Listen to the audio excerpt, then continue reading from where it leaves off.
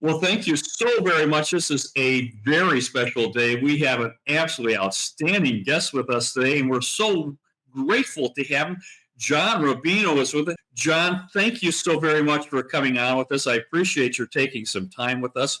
We are in the real estate business, but we do like other asset classes, and you wrote a couple of fabulous books. One of the books that you had talked about the coming real estate collapse, but that was in the great financial crisis, and you nailed that ahead of everybody else. You saw it coming. How is it that you saw that coming before everyone else did, John? Well, it's kind of a funny story, Michael. I was a freelance writer back in the 2000s and just kind of covering things in a general sense. And my agent called me and said, "Hey, you should do a book on the real estate boom, how to make money in real estate." This was 2003. And I said, the other side of that story is actually more interesting now because we're kind of in a bubble. It would be better to write a book on as a warning in the real estate market. And so she shipped that around and it sold instantly. It was very easy to get a contract to write that book in 2003. So I did it, churned it out. And it turned out to be a little bit early, though, because the real estate market didn't tank until 2007. And with an investment book, timing is everything. If your book comes out just as the predictions it makes are starting to come true, then you got a bestseller on your hands. And otherwise, it can kind of be ignored. And that's what happened with that book. But basically everything in it did turn out to come true 4 years later. And, real estate, has been a huge story ever since, because even after the crash, it went right back into an early bubble and became another big bubble again. And the reason for that is that it's a financeable asset. So if we in the US are going to respond to every problem with ever easier money and ever lower interest rates, real estate becomes one of the tools in that toolkit. They consciously blow up a real estate bubble in order to revive the economy.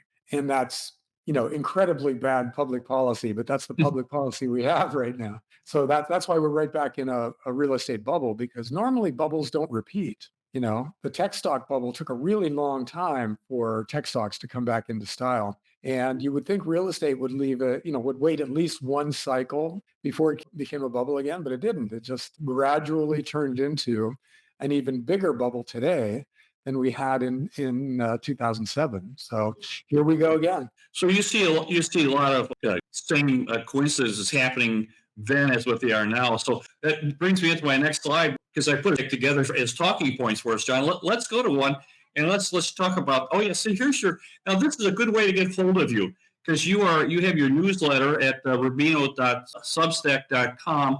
And these are a couple of the books that you've written. So we want everybody to be able to take a look at that. So we're talking about new construction. That is in the news now. We've always looked for that real estate when it starts to get over exuberance and we get a hyper supply. Everybody's talking about no inventory, but we didn't have that in 2006 either. I was here in Phoenix, Arizona during the bubble, and that you could not have found a worse place in the world to be selling real estate than in the Phoenix, Arizona when the bubble burst. And I'll tell you that in 2006, March of 2006, we were down to less than 3,000 listings available for 4 million people to choose from. And that was in 2006. And within 12 months, we had added to 33,000 listings. So in 12 months, we went to 33,000 listings from 3,000 listings. And the builders built 65,000 homes that year. 65,000 homes, and they were selling 15 to 18, but they built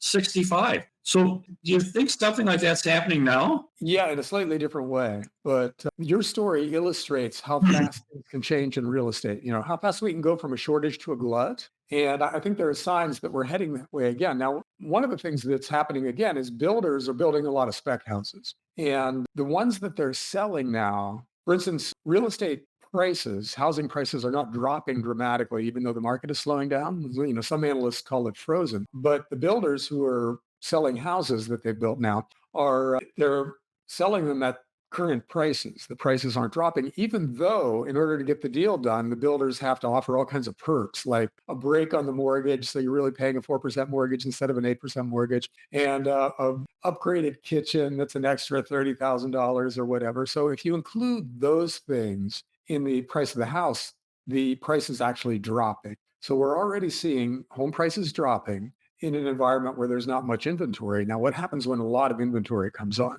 I think that's where it gets interesting because we have two groups of people that weren't there last time around, and one is Airbnb owners. And what has happened over Yeah. the last 3 years is, yeah, these Airbnb guys. First of all, they started renting one room in their house or something like that, and then they decided to buy an entire new house, and then they leveraged the cash flow to buy a bunch of new houses. And so you've got all these people out there with multiple, sometimes more than 15 or 20 Airbnb properties. But those Airbnb properties are not turning out to be as profitable as they were supposed to be. So they're not as good a deal. They're harder to manage. They're not bringing in anything like the cash flow that these guys expected. And they're getting worried because if prices drop or if the economy slows down and fewer people want to rent Airbnbs, these guys are looking at massive losses on their property portfolios. So they're going to start selling pretty soon. That's going to push the price of houses down, and that's going to cause the guys who aren't selling to panic. So you're going to see a tsunami of Airbnb properties hit the market pretty soon.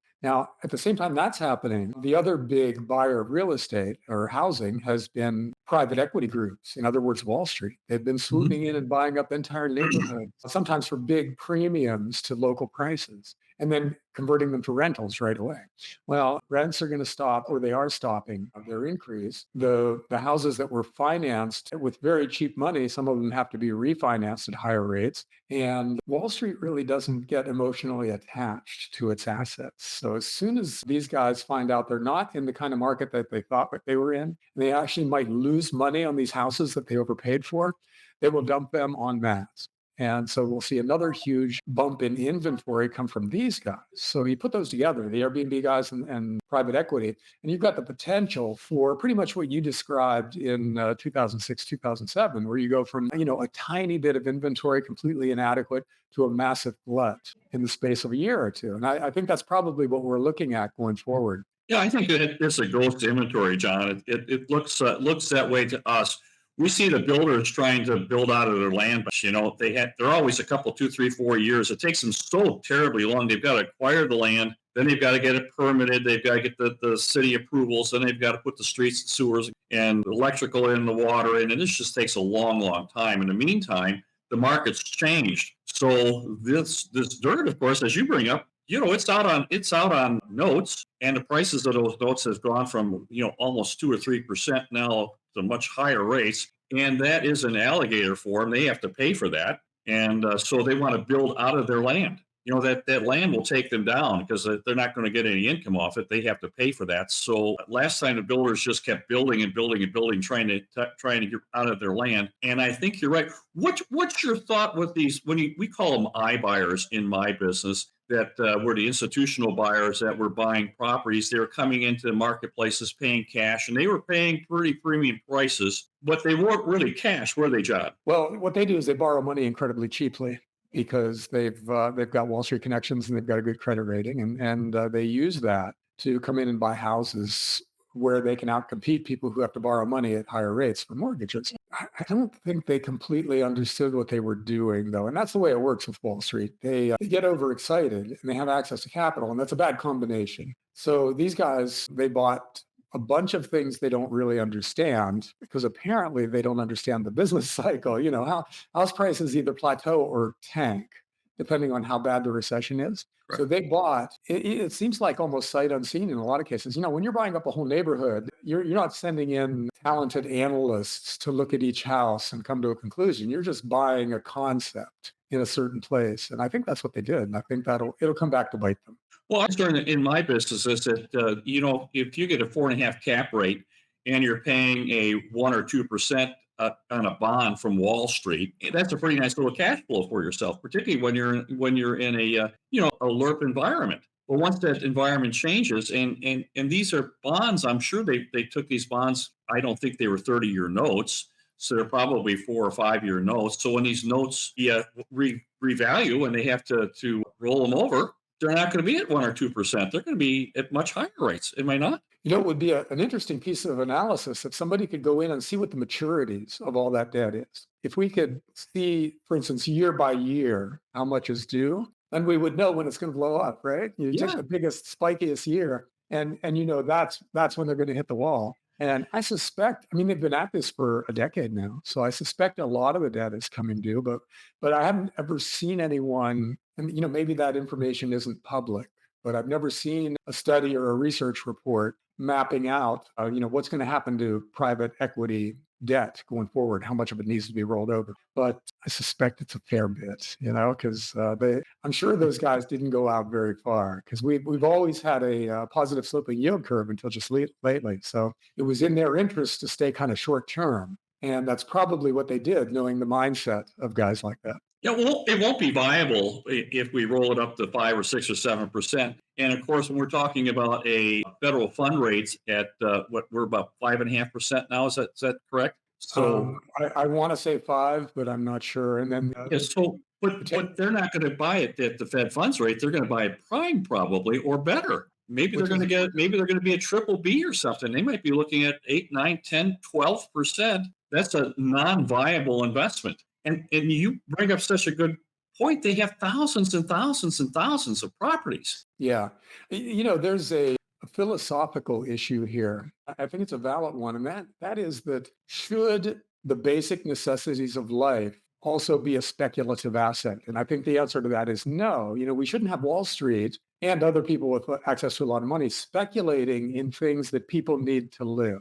And shelter is one of the really basic ones. That should not be something that can be bid up via the financial markets when the government cuts interest rates. It shouldn't be something that goes way up in price. And we're ruining lives with the way we've done this. Imagine, well, I'm old enough that I can remember buying a nice 30,000 or 3,000 square foot house in a nice neighborhood for like $189,000. Now that house is probably $1 million house today, which means the 30-year-old couple trying to get started in life today has no chance whatsoever of replicating what my wife and I did because we've allowed house prices to be bid up to such a crazy level, and we're basically ruining the lives of those kids because they have no choice but to rent. And then to do that, they have to go to some Wall Street private equity company who's raising rents absolutely as high as they can raise them, and so life is much harder for 20, 30, 40-year-olds now than it was for baby boomers. And real estate is a big part of the reason for that. I hope we learn that lesson and recategorize real estate into something that should not be speculated upon and shouldn't be bid up in the way it has been. Well, probably we haven't, John. That's a good thought, but it seems like they want to commoditize everything we do. And of course, housing is not fungible. Each house is absolutely different from the next one. So, and when you bid these things up, last time in 2008, we had a reckoning. And do you think we're going to be looking? Let me just go to my next slide here, and let's just talk about the reckoning that's coming. Because this is what we see is that we have a lag. We've talked about the lag from the financing and how it affects people, and it takes a long time for this rising interest rates to come through the economy. But it doesn't affect you on financing unless you actually need to finance something. That's why it takes so long. So if you bought a car 2 years ago, you probably aren't going to buy another one for another couple of years, and that's when the new financing is going to make a change for you. And it seems like it works through the economy. And we're talking about long-term mortgages on our end are over 7.5%, heading towards 8%. I think the 10-year note hit almost 5% today. Yeah, it did. It was in the 480s. And the 30-year bond did hit 5%. So we're up in the range of interest rates that start breaking things, because this is as high as rates got in 2006, 2007. Correct. And we're in much worse shape financially right now than we were back then. So you would think that an even lower interest rate would bring this to a screeching halt. But, I think we're there pretty soon. But, you raise a really interesting point that applies to the whole economy, which is that when the Fed stops raising interest rates, that doesn't mean monetary conditions are done tightening, because you've got all this debt that has to be rolled over at these new higher interest rates. And that doesn't happen all at once. It happens over time. So different entities out there get their monetary conditions tightened at different times on a rolling basis. So that's why, for instance, office buildings, that's probably where the crisis is going to happen in the real estate market, and parts of commercial real estate, especially office buildings. But a lot of them that were built in the last 10 years, they were financed and now they have to be refinanced. Some of them this year, some of them next, some of them the year after. And it's a rolling disaster for those guys because the rates are so much higher. So they're seeing an ongoing tightening, even if the Fed stops raising rates.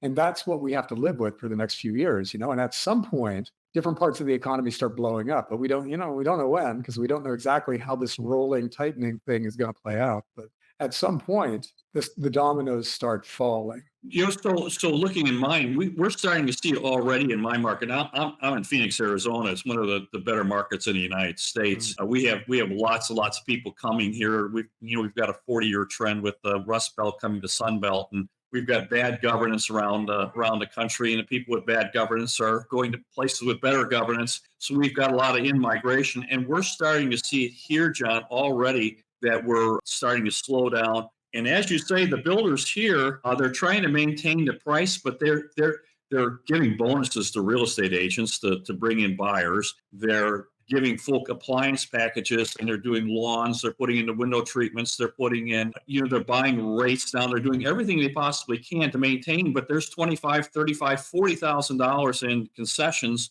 that we're not really recognizing. So to me, the builders are really scared to death. And we're seeing around the country too, we're seeing lots of defaults from hospitality, where they try to roll over their debt. They got very optimistic debt. And of course, if you go from a 2 or 3 or 4% mortgage to roll it up to 6 or 7%, you could have a very unviable project pretty doggone quick. So what do you think is going to happen, John, when this happens? Well, I think you get typical real estate bust with some different players, but the same concept. People can't buy the houses, so they have to come down in price.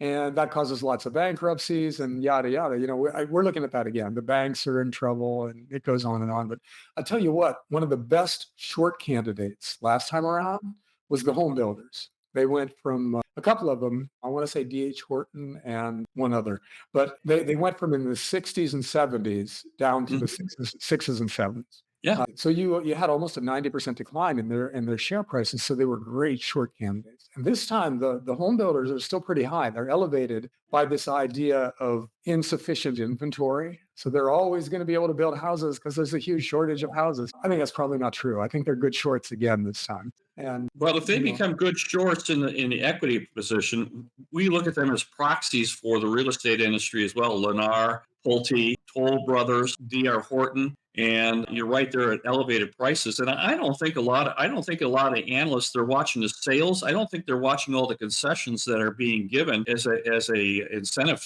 to purchase it, because it's not profit for these guys. And I think if you have a land bank that you're paying lots and lots of money for, and you're in a rising interest rate environment where these builders are scared to death. They have a diminished amount of people coming into the showrooms, and they'll do everything they can to sell. So what should someone do that's maybe looking to buy a house, or an investor? I deal mostly with investors. We've been sidelined waiting for this to happen, because I think we're going to have a great I'm with you, John. I think we're going to have a great buying opportunity coming very, very shortly, and we're going to use our cash to buy some very good things. Yeah, I think the best approach to the peak of a housing cycle is to rent for 2 years, and then look around, and you'll see the houses that you loved for 40% off. And that's a strategy that not everybody can do, obviously. It's very hard to go to your spouse and say, hey, I want to rent a house for 2 years. Their response is going to be, no, I want to own my own house. And so most people can't just say, I'm just going to rent for a while and wait for this to come down. But if you can do it, you're talking a really nice return on your investment, because say a $800,000 house goes down to $500,000, you made $300,000 by waiting.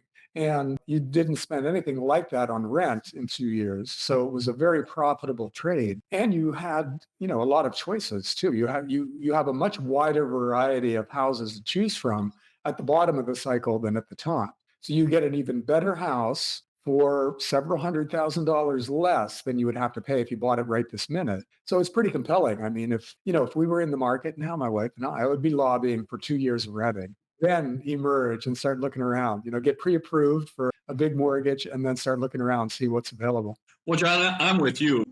I do a modified timing model, and our models already turn negative. It's just like bright red and so we've been sidelined, like I mentioned, and we're looking at a fairly significant retracement. Did you mention 40% is what you thought it might come down? Well, I pulled that number out of thin air based on 2008, 2009, because a lot of houses went down by that much in the last cycle. And if you assume this is worse, that this is a much worse cycle financially, even if not specifically in housing, then, you're going to see some big double digit declines in home prices. And I think 40% is a reasonable target. Wow. Well, I agree with you on that, actually. So, and you think it's going to be spilling over to our banks as well? So much of the debt that's related to real estate, and not just housing, but commercial real estate, lives on the balance sheets of the banks, especially the regional and the local banks. So those guys are looking at, I think the latest figure is something like $700 billion of essentially unreported losses. In Wow. other words, paper losses on their bonds. And at some point, they have to report those numbers. Even with the stuff that they're holding to maturity, they still have to report the value versus the cost of those things. So here's how it happens for a little bank. They report that number. That scares their depositors who pull money out of the bank, which forces the bank to actually sell some of its bonds at a loss in order to cover the deposit outflows, which means they have to report actual losses instead of just paper losses, which scares the depositors even more and breaks the bank, and the government has to come in and bail them out. That's okay with one bank, but if it's 900 banks, that's a whole different story. And so that's $1 trillion bailout for the federal Wow. government. Yeah, and that's we did that last time around, only it was via bailing out Fannie Mae and Freddie Mac. So we basically nationalized the housing industry last time around. This time around, it might be more like what we did with Silicon Valley Bank just lately, but it'll still be a bailout. It'll still be the taxpayers on the hook. And that's just the banks. There are pension funds out there with the same problem, insurance companies with the same problem. They own bonds. And this has been the worst bear market for bonds possibly ever. And it's just, most people don't notice it. I mean, I don't own any bonds, so I had to be told that just lately that it was that bad. But it has been a brutal time for bonds, which means the pension funds and the insurance companies are already looking at some big losses. So they're along with the banks in the sense that they're entities that are going to have to admit that they lost a ton of money on what were supposed to be almost risk-free assets. Well, that's risk management, I'm going to guess, huh? Yeah, yeah. Well, but I mean, it's not bad risk management if you're buying a lot of bonds. That's actually the conservative approach for those guys. But bonds got smashed a couple of years because when interest rates go up, that's the same thing as saying bond prices went down, and interest rates have gone way up. So, our government is so incompetent, and the guys running the financial system are so greedy and venal and also incompetent that they're doing things like that where they're raising interest rates as fast as they've ever been raised after pushing interest rates down as far as they've ever been pushed down. And you can't whipsaw the financial market that way without causing a lot of massive losses out there that you then have to bail out, and that's the process that we're in right now. But, it wouldn't be a surprise if commercial real estate isn't the thing that starts blowing up the financial system. Local and regional banks could be the domino that falls and knocks everything else down. But there's a lot of possibilities out there. We've created a world in which there's fragility everywhere you look. Well, I got a notice yesterday that Bank of America came out with their statement saying that they'd lost $133 billion in their bond portfolio from Bank of America. And I think their equity position with Bank of America is $250 billion, and they had a $133 billion loss. And of course, it's not realized yet. But if they have to get money, and as you say, people start leaving and they want their cash and they need to take it somewhere, well, they're going to have to start selling assets and liquid assets. So picture this now. Interest rates stay where they are, but that cracks the stock market and you get a 30 or 40% drop in stock prices. So now, if you're B of A, you're sitting on this bond portfolio that's massively underwater. And the only thing that was saving you was your equity portfolio. And now that just got hit by 40%. You're potentially insolvent. You may not be a going concern at that point. So, and shouldn't be that big of a surprise if the government hadn't bailed out the banks in 2009 or I think it's 2008, probably when the bailouts happened. But Goldman Sachs, JP Morgan Chase, Citigroup, all would have been vaporized. They all would have gone out of business if the government hadn't bailed them out. So it shouldn't be a surprise that we're heading back into something like that again because it's already happened and we didn't So learn any lessons from it. Okay, here's a scenario where we got to bail everybody inside out. We do it with newly created dollars that causes inflation. You want gold and silver for something like that. Really well chosen rental houses will probably still do fine through something like that. Farmland will do great because it is land with utility. It's valuable regardless of what the financial markets are doing.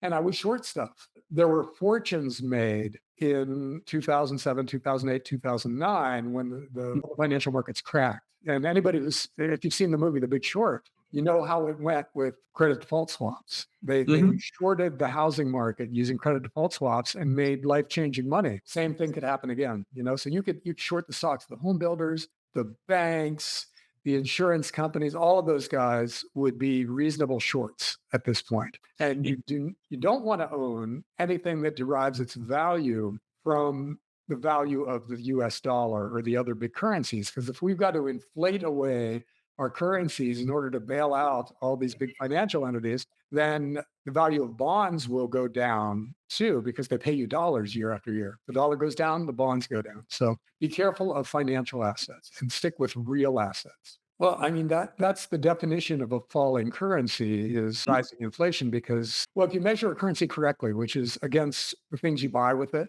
in other words, its purchasing power, Mhm. that kind of inflation that kind of depreciation is inflation. It means the price of stuff is going up in that currency. Now, the other way to measure a currency is against other currencies. So what you mentioned was the DXY, which is a measure of the US dollar versus the euro and the yen, for instance. And that's a trickier measurement because all these big currencies are losing value. So they're just losing value at varying rates. So at any given time, one of them is strong and the other ones are weak, even though the quote unquote strong one is still losing value. It's just losing value less quickly. So I don't think that is a good measure going forward. I think you should look at the purchasing power of the dollar. And when it's declining, in other words, when prices are rising, then you've got a currency problem. We had that in 2022. We had it last year when inflation was like Mhm. 8.9% officially and probably 12 to 15% in reality. That Correct. was a big decline in the dollar, no matter what the dollar did against the euro and the yen. So we're headed for a time like that when the bailouts are unavoidable. That hits the currency, which causes the price of everything to go up. And then things are very likely to spin out of control at that point. Well, it seems like we're going to have to be pretty careful with our money. So, any signposts along the way we should be watching for? Well, interest rates, obviously, you've got to watch. If the 10-year treasury note yield keeps going up, then that kind of guarantees that things are going to start breaking. Then look for what's breaking. Keep your eye on. There's a website called Wolf Street that do all they track commercial real estate really well, I think. And so watch that. And if it gets apocalyptic, then we're headed in that direction where you should be shorting the hell out of any kind of financial asset and you should be aggressively buying real assets. Well, a couple of things I didn't mention that might be good to buy into what's coming is uranium. Nuclear power is coming back into style. There's not enough uranium in the world to run all the plants that are going to come online in the next decade. So the price of uranium has to go up to attract more people to mine uranium. Same thing with oil, kind of, sort of.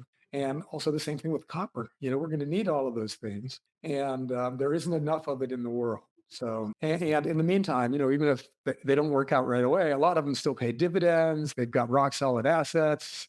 The government cannot inflate their assets away. You want to be in a place like that rather than in something like bonds that can be destroyed with the with the push of a button at the Default them. So we think that maybe we should be going back into basically cash, probably something very, very conservative right now. But we're going to have opportunities to short housing. We're going to have opportunities to short. I imagine most stocks probably if interest rates and they break something, the equities are going to be under pressure. Will they not? Yeah, the ones that'll do better are the ones that own real assets. So the worst performers will probably be financial companies. So oil, energy is going to be good, and probably minerals and mining and precious metals. And you mentioned, thank you for mentioning rental houses. That's right in my wheelhouse. That's good for us. We took a drubbing in 2008 on our values, but our rents never faltered, so we kept getting income coming in. Well, John, is there anything else that we've taken plenty of your time today? Thank you so very much for coming on with us. Do you have any final words that you'd like to say? Yeah, actually, all this gloom and doom can make you want to not get out of bed in the morning. And we shouldn't look at it that way, because this is what we've talked about is basically an income or a investment thesis. Fortunes are made in times like this if you're on the right side of these big trends. And so we should be looking at this stuff through that lens. And it's a lot more positive, exciting kind of lens to look at the world than, oh my God, we're destroying the financial system. Well, if we look at it, okay, we're destroying the financial system, gold is going to go to $10,000 an ounce. Add that investment thesis on to the end of your analysis. And you'll not only be able to wake up in the morning, you'll jump out of bed to see what happened with your gold and silver stocks and oil companies and things like that. Well, it sounds like really, really good advice. Thank you so very much, John. And if anyone, do you have a subscription to your newsletter that maybe you'd like to mention? Yeah, I'm at rubino.substack.com on Substack.